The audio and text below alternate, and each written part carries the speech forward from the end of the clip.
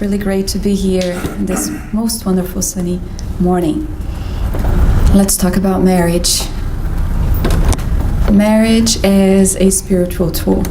I had done this talk here on Monday, and after preparing for this talk and coming here and preparing before our public meeting in Portuguese, I found myself throughout the week being a bit sweeter, more tolerant, compassionate, and loving to my husband. He doesn't really know what hit it. He's like, what happened? Before I knew it, he brought me what I like to call anytime flowers. You know, the kind of flowers that you receive when it's not your anniversary? I like to call them. I actually prefer them sometimes. And I started pondering about how important that topic was for us as a couple. And not because I was being mean or nasty or anything to him, but truth be told, in marriage, how many couples here? How many people are married? Okay, don't be shy, right? How long have you been married? 5 years. 5 years. Fatima? 5 years. 5 years, okay. I like to personally congratulate the 22-year anniversary sitting right there. They started out when they were 12. I mean, look how young they are. They're young. How long have you been married, Angie? 17. 17 years, okay. 19. 19, all right. 50. 50. They also started when they were 12. I mean, look at them. Congratulations, right? So, truth be told, we kind of fall into a routine when we are married after a while. Truth? Yes. Yes. Don't be shy. Yes. People at home are watching. Yes, it happens. It's quite common. I have a psychologist here, in case you guys want to talk to her, off the center in her clinic in paid, Sherry right there, because she might be able to answer things that I cannot. So our study today is based on a spiritist perspective. And we welcome any couples who may be listening to what we have to bring here and who may be in conflict to not only look for the spiritist view on what marriage truly can offer us for our spiritual growth, but also psychologists who may be able to help further in dealing with the natural difficulties that come up. I was talking to Susanna one time, and this romantic, foolish side of me that my husband sometimes, I think he gets like a toothache because it's so sweet. But talking to Susanna, she mentioned, when you add kids to the relationship, it's a whole nother ballgame. I can't relate. I don't have kids, I have cats. They're different. But those who are married and have kids know that when you add kids to the equation, things change. True? True. Yes. Yeah, that's a really big yes. Good, yes. So we're going to talk about marriage as a spiritual tool. And we are not going to talk about divorce, because that's not our topic today. Yet, I would like to pinpoint that divorce, in the spiritist perspective, is not something that is prohibited. It is not frowned upon. Kardec, very concerned in the 1800s about the topic, questioned the benevolent spirits what the thought about divorce was. And the answer was very clear. They basically said, divorce is a human law with the purpose of legally separating what is already separated in fact. What is already affectionately, spiritually separated in fact. And the topic is not very modern, if you will. I went to look for the Bureau census on divorce and marriage, and I didn't want to bring it here because it was bad. It was really bad, really bad. But from the earliest times, 2,000 years ago, Jesus addressed the aspect of divorce when he stated, it was because of the hardness of your hearts that Moses permitted you to divorce your wives. It was because the hardness of your hearts. But in the beginning, it wasn't so. It's really interesting because what he's talking about is that from the time of Moses, it might have been necessary to, in the words of the benevolent spirits, separate when the mutual affection was no longer the sole objective of marriage. Fair enough? Okay, let's go to the positive things now. Marriage, now that we've gotten that out of the way. We have already learned from the Spirit's book, which by the way is the basis of what we utilize for Spiritist teachings and learning, as well as some content from Renee Brown, which is outstanding. It's a TED Talk that has been mentioned here before called The Power of Vulnerability. It's pretty amazing. I truly encourage everyone to watch it. Alberto Almeida, who's a transpersonal psychologist, also contributed to our study, as well as Gospel According to Spiritism and an analysis from Martins Peralva when he talks about the 5 main type of marriages that exist on earth from a Spiritist perspective. And then we're going to do a little quiz. Which one am I in? But that's for later on, right? We can answer that question a little bit later on. But the benevolent spirits bring us that marriage, the permanent union of 2 individuals. I like to point out here that Kardec asked about the permanent unions of 2 individuals and not of men and women. Was it contrary to the law of nature? In which they answer, it represents progress in the evolution of humankind. So right off the bat, we know that if it represents progress in the evolution of humankind, then we have a pretty powerful tool of progress in our hands, if we consider this, correct? Given this point, this idea, we find that marriage becomes a tool of evolvement, of evolution, because it involves the union of 2 beings who have amazing qualities. Davi, what is some of Patricia's amazing qualities? She's generous. She is a very true person whenever she's doing anything. Very good. I once asked Marcelo what one of my qualities were, and he said, "You're very transparent." I said, "That's good." And I said, what's some of my, frailties, some of the difficulties? It's like, "You're very transparent." Right? So it was like a double, So I'm not going to ask what her frailties are. But it's interesting because in this dynamic of a relationship, we have 2 people who are very different, right? They're different. They're their own individualities. They have their history, not only in this life, but also previous existences. They also have some difficulties that they bring, qualities and difficulties, times 2 in a relationship, times 2. A mirror, if you will. Some people will say that couples are basically mirrors to each other. They offer to the other what they need to be working on. And I joked on Monday that when I married Marcelo, I thought that the winning lottery ticket was delivered to my house mistakenly, and I wasn't going to tell God because, I was feeling so blessed to have someone who offered me so many lessons about things that I yet did not possess. And then he started pointing out things that I had that actually started contributing to whom he was. And through living together, we started learning more and more about each other.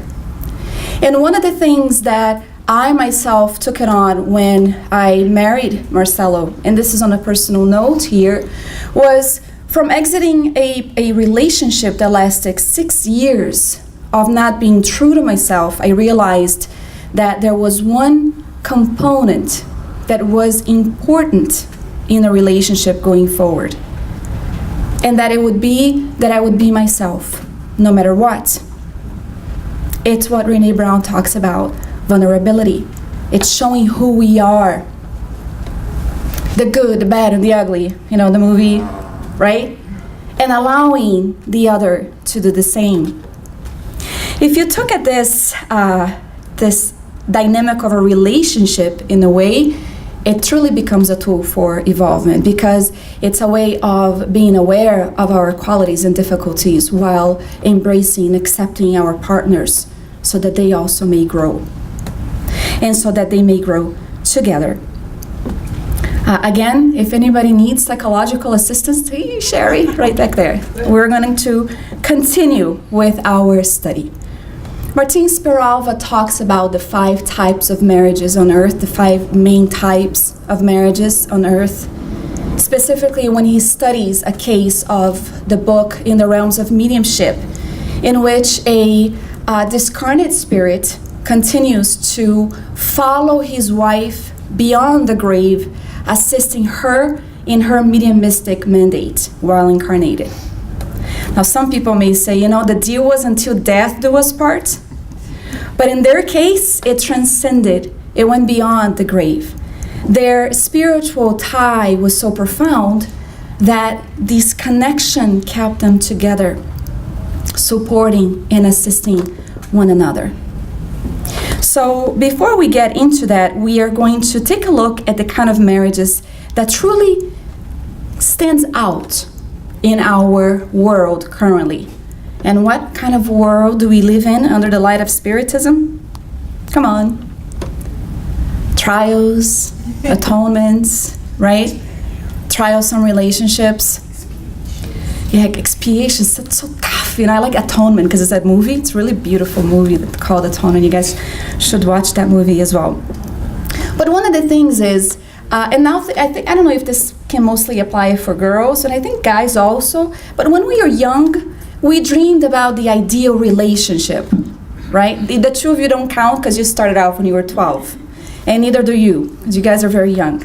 I'm just kidding. We do. We had this romantic idea of this romantic relationship. We often sit down with people who are having issues and they talk about this ideal love that they dream of. But then an interesting question arises. What is the ideal relationship? What is the ideal love? Right? Because we've all grown up, so we know that fairy tales do not exist. True? Marcel is not watching, right? But we have the idea of a prince or a princess that comes to add to our lives, to our existence. And they end up existing. Yeah. We end up being with the one that we like to have beside us every single night and waking up beside them every single day. We do. But we grow up and we learn about this idea of true love, especially for couples who have been divorced. And have the courage, and I applaud, have the courage to love again, to start again. Widowers who took a chance in love again. And the idea of what an ideal relationship changes. We can't compare a previous relationship that we had with the one we presently have today. True? True. You can't compare. The person comes with a whole new set of belongings in their baggage, and we add to theirs as well. So we are also new. We can't be compared to the person that they had before. The interesting part about all of this is that marriage on earth offers us a view of what actually happens in the majority of the cases, where in the home, men and women reconnect often, answering to the call of the great law of cause and effect from the past. And they're invited to meet again, make amends, repair, rescue, love, truly love again. And once the initial phase of being enamored gives space for learning about each other, it's as if we recognize the person from the past, subconsciously. Issues start arising. And how do we deal with it? How do we deal with it? Let's go to Mrs. Laura. Mrs. Laura is a character from the book Nosso Lar. I decided to go to her because she tells us this view about what the home should be seen as in Spiritist perspective, as a means of evolution, of evolving, of progressing. And she also gives us a notion of what couple life is like on earth. Let's remember that some of her words is from the 19th century, early. So we have to be a bit aware of the kind of language that she's using and not be offended by it. In some cases, I even added in parentheses, bringing to our modern times what she's trying to say. So let's take a look. So Mrs. Laura was married on earth. She's at the colony now solar. She's an enlightened spirit, and she has a broader view from the spirit world of marriages on earth. She starts off by saying, "The marriage experience is very sacred to me. Our conversation would be of little interest to spirits who still are undergoing simple animal-like experiences, but we who understand the need for illumination with Christ realize that it is crucial to bear in mind not only the marriage experience, but also the entire sexual experience, for it profoundly affects the life of the soul." This paragraph alone deserves an entire talk, because she's bringing not only the aspect of marriage as a sacred tool that we have here, she's talking about spirits who would be interested in this topic that have already distanced themselves from the animal-like experiences of jumping from one partner to the other. And then she talks about how marriage is much more than the experience of a sexual aspect, body to body. It's much more profound. We can bring it to the aspect of intimacy, which a lot of people think that it's the act of being sexually active with our partners. But intimacy is much more than that. It's being able to become completely naked with our soul to show our partner who we are. Stretch marks and all in the perispirit. That's what it means. To show the frailties, to show the damages, the places where we have been hurt in the past, and hope that they can help us sort it out, help us through it, and being able to do the same for the next one. She continues, "The home is the sacred converging point where men and women, couples, meet in order to understand each other correctly. It is the temple where individuals should join spiritually rather than just physically. At the present time on earth, a great number of scholars who are versed in social matters are advocating various measures, calling for a regeneration of home life. Some go as far as to state that the human family institution is threatened." Joana de Angelis, the spirit author who channels through Divaldo Franco, is very clear about this. Our home is a cell in society.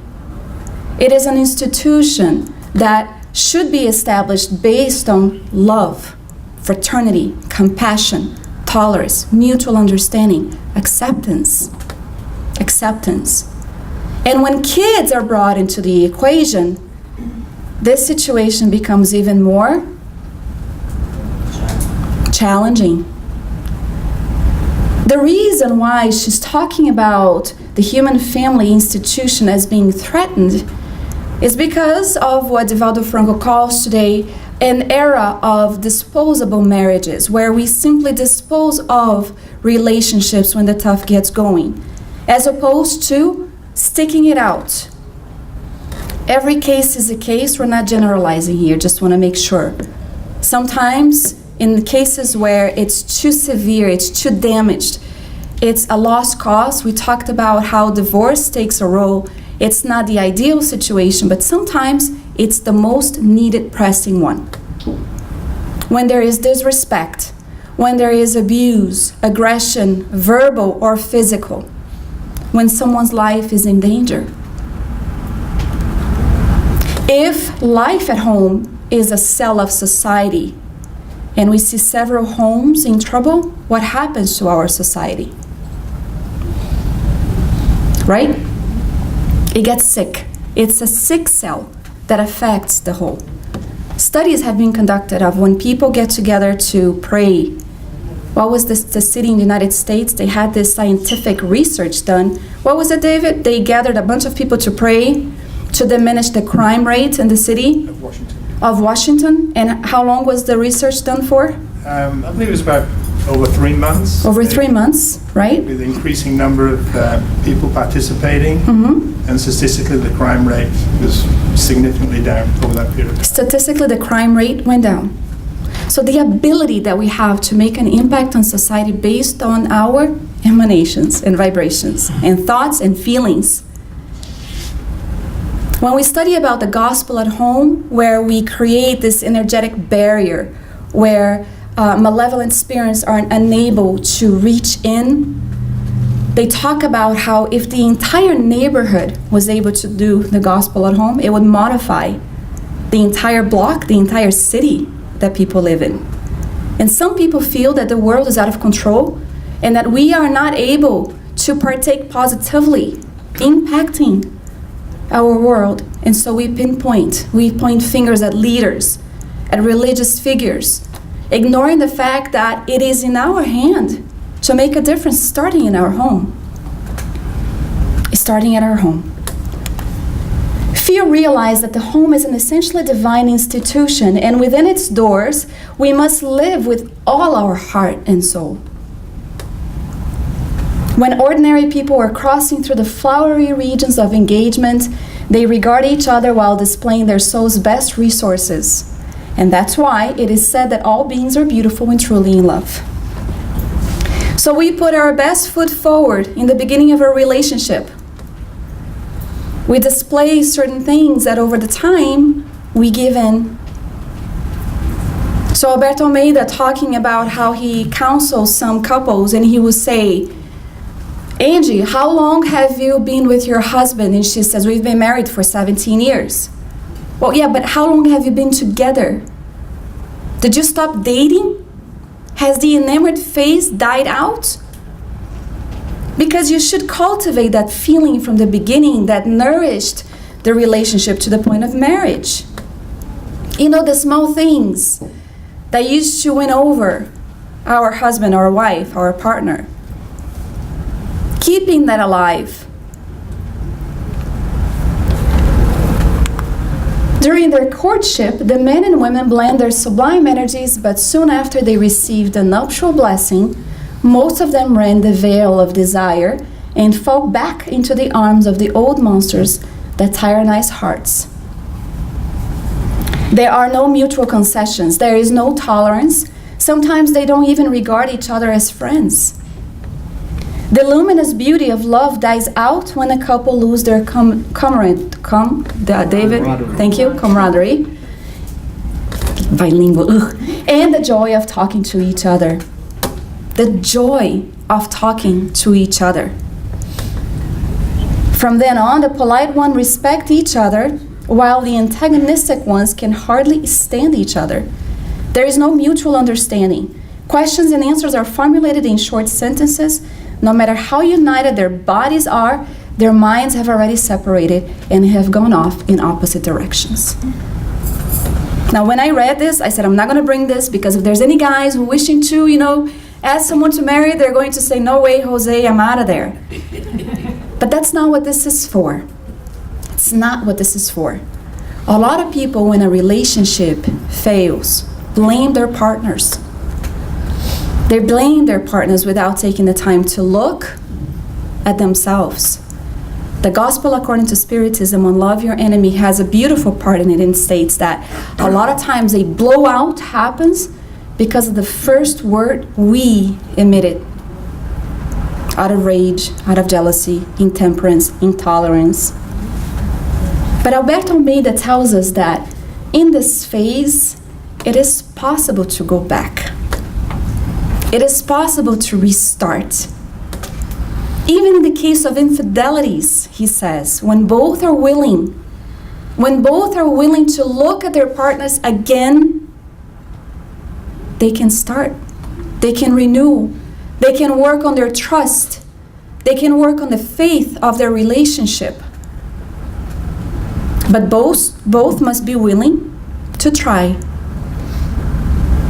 to start again.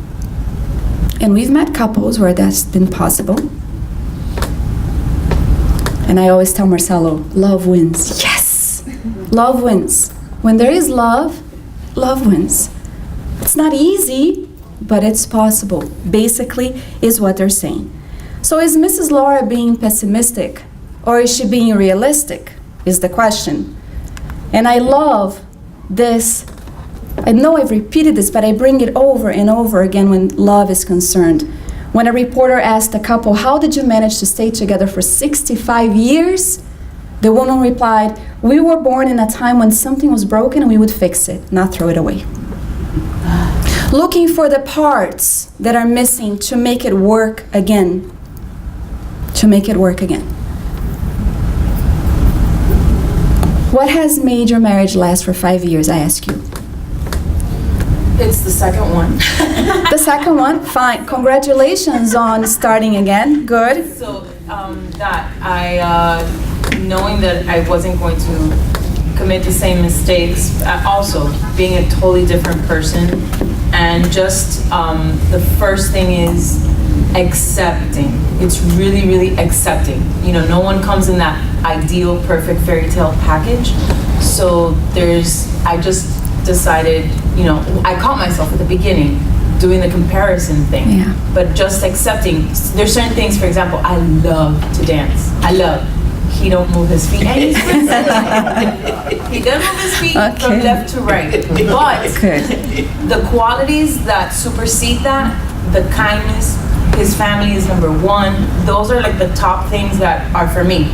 So the dancing, I can do without. I do on my own. So you're basically learning a new rhythm of dance in a relationship where both of you guys are dancing. Yeah. So You guys are together, accepting how he is and for who he is, and that. Good. I think for me that's like the number one, just accepting, and it's a constant reminder because then I'm like, oh, he's not like this. Like he's not a communicative type at all, and I talk out of my elbows. Oh, I think it's a woman thing. I don't know, you know?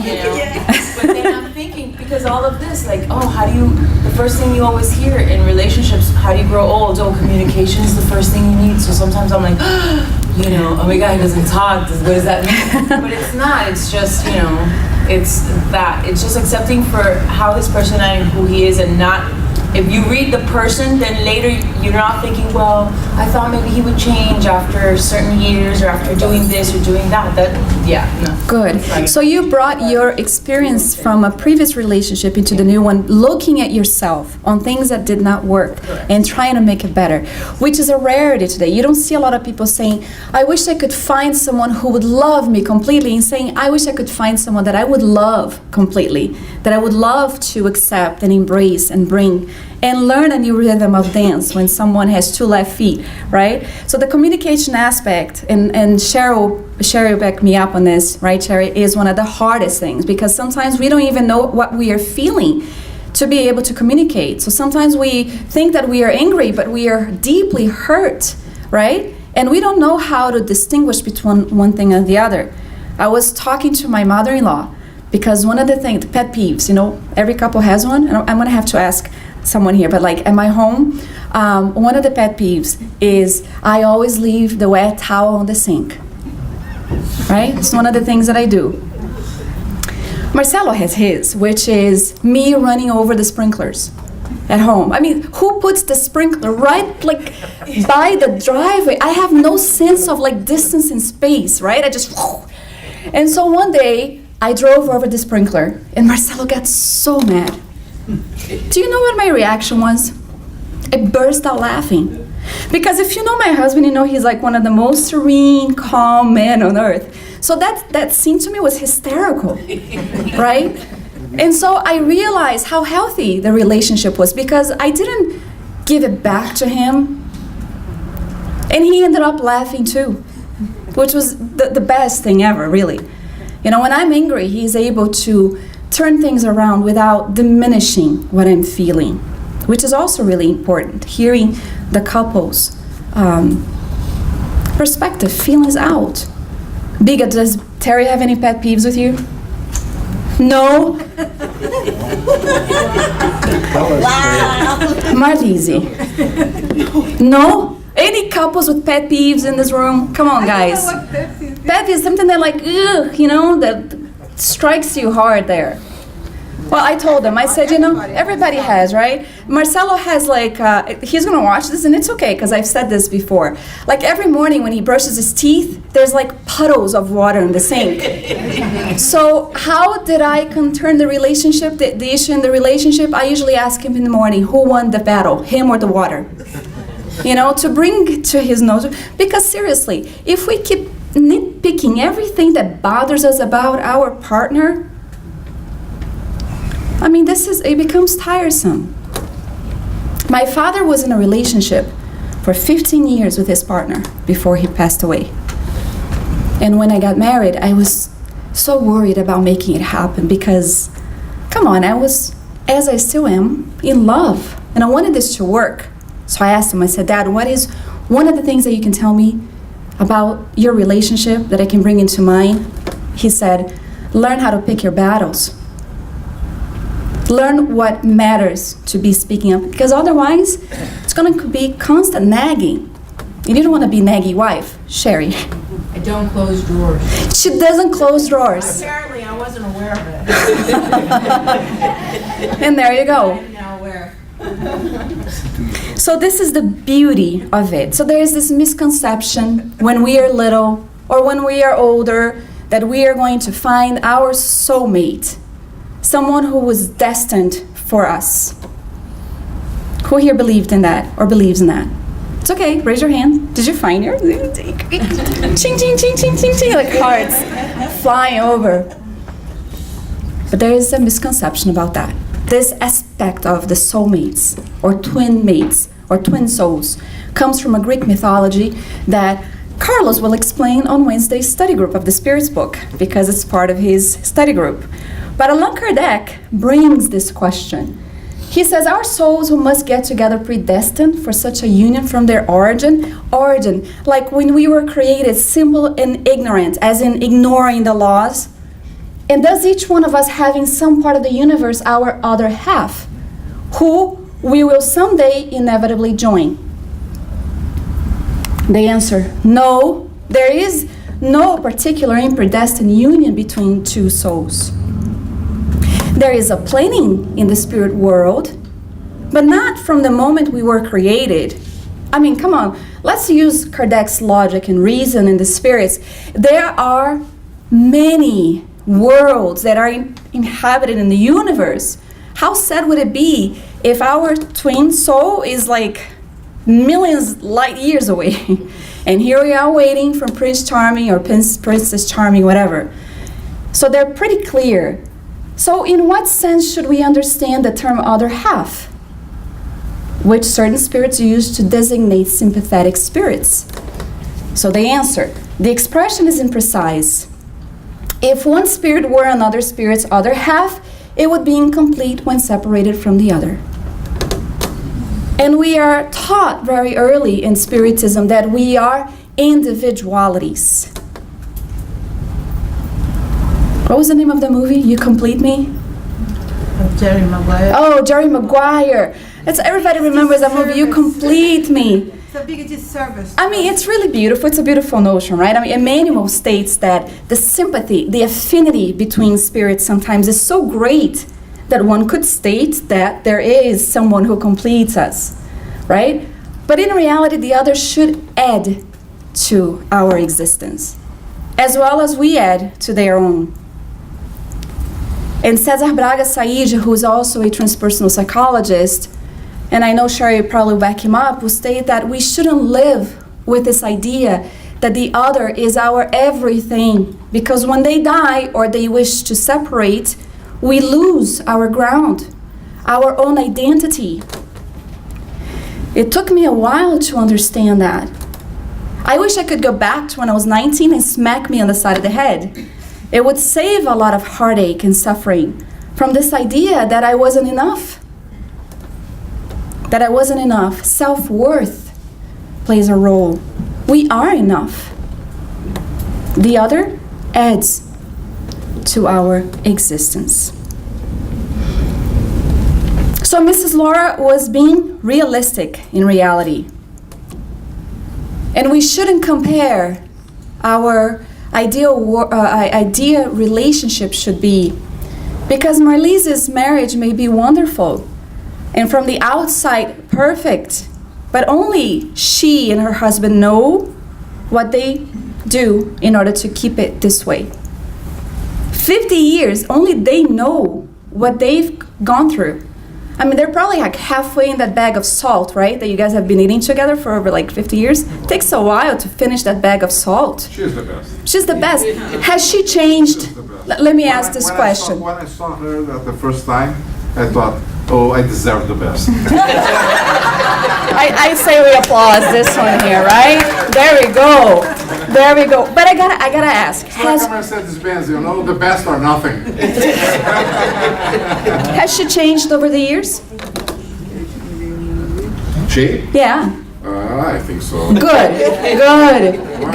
I remember Marcelo asking me, you know, we were like in the very beginning, everything's flower, and he says, "You're not gonna change, are you?" I said, "Yes, I hope so. I wanna grow, I wanna be a better me." Right? And so we grow together and we change. I'm 50 years, come on. Seriously, you know? 51. She made a mistake. Yes, a memory. There we go. There we go. Well, we can, you know, take a look and dissect the relationship to find out what worked. But again, two individualities, different from whom we are. I see a couple back there. How long have you been married? Yeah, you? Yeah? 51 years. 51. Oh, wow. My goodness. So, has he changed over 51 years? He did. Good. I gotta ask, what is the secret to an everlasting 51-year anniversary marriage? If we knew, we'd bottle it and sell it. Ah, that's a very good answer. If he knew it, he'd bottle it and sell it. I like that answer. But it's good to sit down and talk to couples because it's a very beautiful journey, really. If you take a look, I would love to see the picture of your wedding day, both of you. I would love to see, because you see the hopeful expression of finding someone and having this idea of walking together through the journey of life and knowing that you found someone who's going to help you through it. But being realistic that things are going to get tough sometimes, and they do. They do. There is a beautiful couple that I've mentioned here before, Joey and Roy, who were a country singer duo that came together, and they were so in love. I mean, there's a documentary that was made of them. They were so in love, and they decided to get married, and they did. They decided to get pregnant after 10 years, and they did. And after her pregnancy, she finds out that she's got cervical cancer.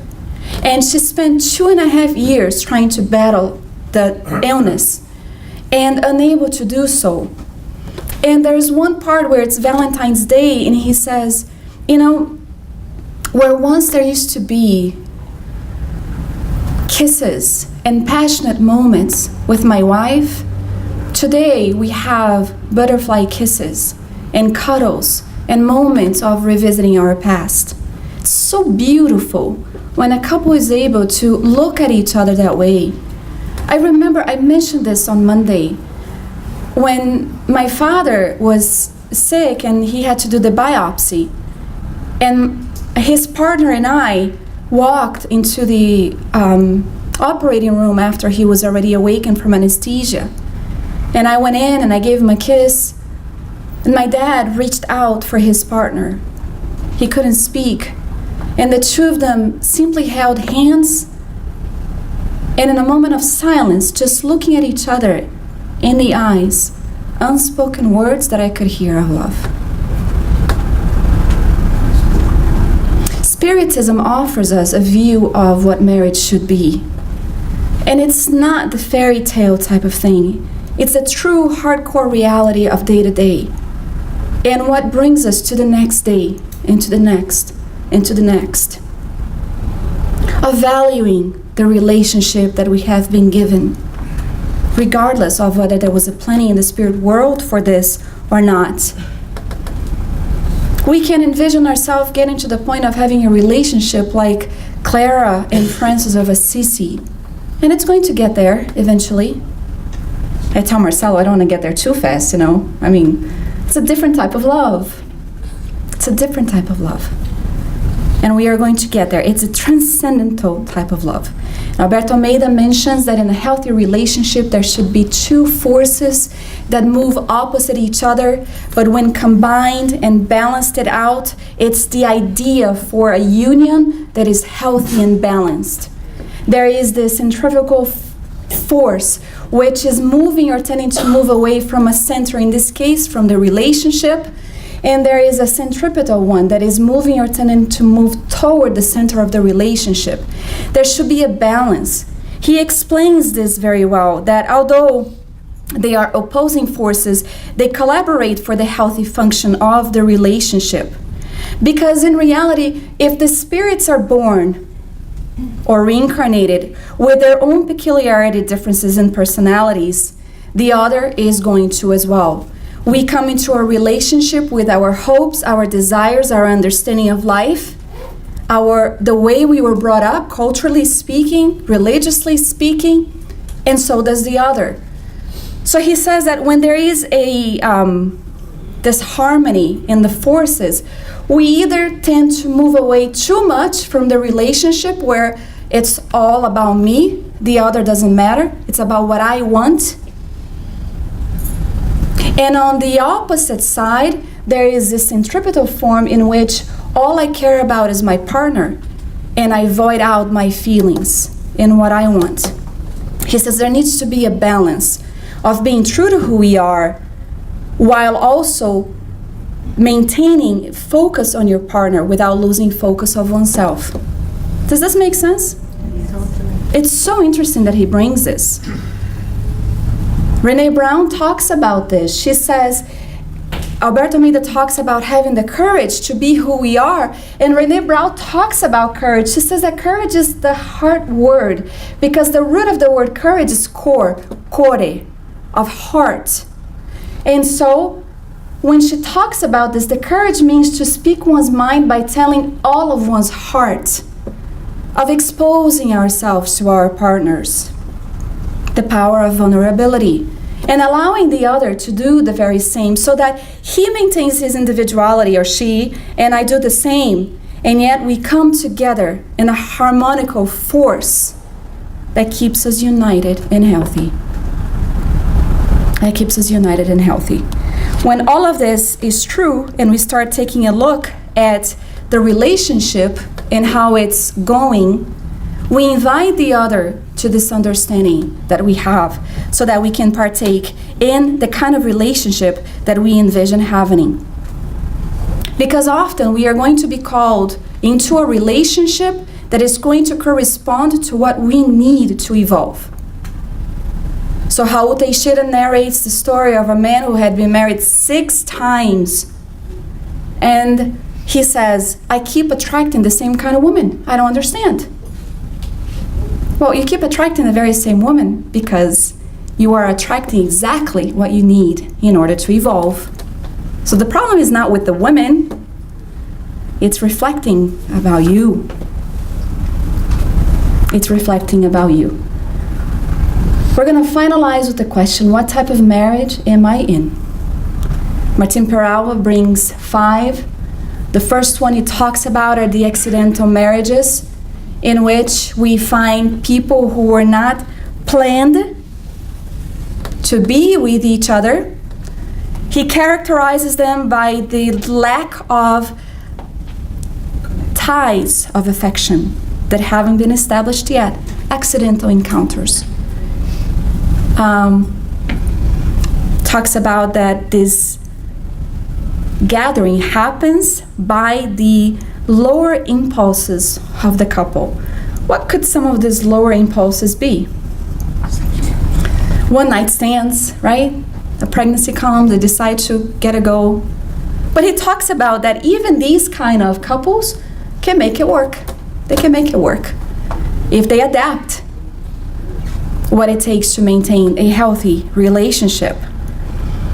There are the ones that are based on trials. The most common on earth, this world that we exist in, it's the reencounter or the reconnection of souls that are happening so that they can make amend, so that they can, fix the holes and the gaps that were left from a previous relationship. And God allows the union of these souls for the sole purpose of allowing both of them to develop the loving ties that they left kind of loose in the previous life. So it's supposed to tighten a bit more, so that eventually this love transcends, so that it evolves, so that it actually heals. They talk about a comprehension of the gospel to assist these couples to make it work. Such as the case of Joanna of Cusa. She met Jesus. She fell in love with his gospel. She was married to a man who had a very high position at his time, who didn't comprehend the new Christian heart that touched the core of her existence. And she tells him, she says, I want to follow you. He says, Joanna, go back home and be faithful. Meaning, he saw that in that relationship, there was a moment for reparation, and that she was to assist him through, which she does. She goes back home, applies the gospel in marriage, and then later on has a child. And we know the end of the story for Joanna of Cusa, and if you don't, Google it, it's beautiful, or we can bring it out. There are those that are based on sacrifices. When a spirit is more evolved than the other, and they can't find eternal bliss that some religions talk about, when they find that their love is in an inferior condition, spiritually speaking, and so they request to give up the higher planes of life and make a sacrifice. The most beautiful love story in the world, besides mine and Marcelo's and Terry's and Biga's and everybody else here, is renunciation by the Spirit Emmanuel. The story of Alcione and Charles, or Pollux in the Portuguese version, and how she gives up the highest spheres in the spirit plane to come back to earth and assist the love of her life. It's a truly beautiful story. The ones that are based on affinity, souls that find each other or are destined to find each other from the spirit plane, not from the origin, to work on things that are for the better of humanity, for things that are there to, because of the law of affinity, join hearts to work for the benefit of humanity. Some of these couples are also found by the law of affinity of inferior impulses. So we can't really, confuse one of the other. And finally, the ones that are transcendental. They're the clearest case and example of this marriage that we have here is Allan Kardec and Amélie Boudet. If it wasn't for Amélie Boudet, Kardec was not going to be able to accomplish the mission that was entrusted upon him without her love and support. And they did not have kids, although they could say that their family was the humanity, was the human family for which they brought the Spiritist teachings that today give us this courage to try to succeed in every phase of its existence, including the marriage one. So theirs is a transcendental because they were actually constituted by two beings who had this mission of great realizations on earth, such as the one that we have here today. The truth is that all of us will go or have gone through some of this kind of relationships that we have brought here, until we are actually able to build for ourselves the kind of transcendental relationships that we wish and hope for, that are not created by chance, that is not made up on fairy tales, but through the artist's work of the efforts that we put in every relationship, be it a married one or with our siblings, with our parents, even at the Spiritist Center. We are able to transcend, to turn the relationship, the love, into something that is going to be truly profound and pure. And that we shouldn't feel like failures when something doesn't work out the way that we envisioned that it would be. What was your name? Yeah. Gisela. Gisela brought a beautiful example of learning how to apply the things she learned from a previous relationship to make the existing one work. Because no one gets married thinking, I think I'll get divorced someday. Nobody does that. Unless there are ulterior motives for marriage, which is also something that happens a lot today. The interests that are based on materialistic views. But we're talking about other type. Emmanuel states that when we are in doubt, if we have found in Spiritism answers for our questions and find ourselves in a home where there is a battlefield, compelling us to address the issues that we recognize from the past, that we don't stall on the account of doubts. Endure the conflicts brought on for your own redemption as a soldier who's morally aware of its obligations and responsibilities. And if you're truly in doubt, then I'll leave you with this recommendation from a 10-year-old. How would you make a marriage work? Tell your wife that she looks pretty even if she looks like a dump truck. Thank you guys for your attention this morning. Open up for any questions or comments.